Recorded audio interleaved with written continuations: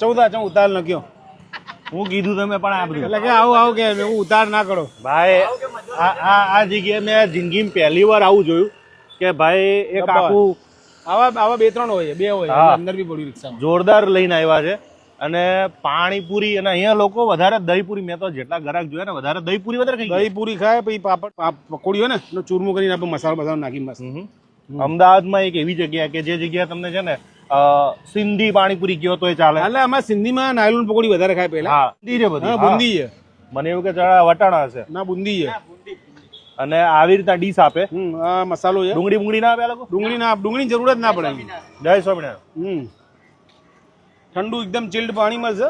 મજા આવશે તમે જો ભૈયાજીની પાણીપુરી ખાતા હો ને આ પાણી બધું ડિફરન્ટ છે બહુ મજા આવે ખાવાની મસાલો સિમ્પલ આવ્યું ક્યાં તો કયો અત્યારે આપણે આવ્યા છે સરદારનગરના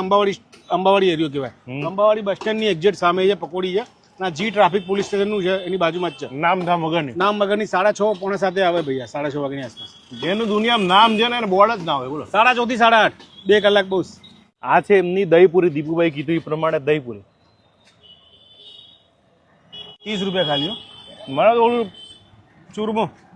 ચૂરમું મજા આવી ખાવા ખાસ આવજો અમને કમલેશભાઈ આખા અમદાવાદમાં આ વસ્તુ નહીં મળે જે પાપડીનો ભૂકો કરી દીધો તમે ખબર સુરતમાં ભાઈ બનાવતા હતા ખાલી આખી વસ્તુ અલગ પાણીનો ભૂકો બટાકાનો મસાલો મીઠી ચટણી દહીં ભાઈ બધું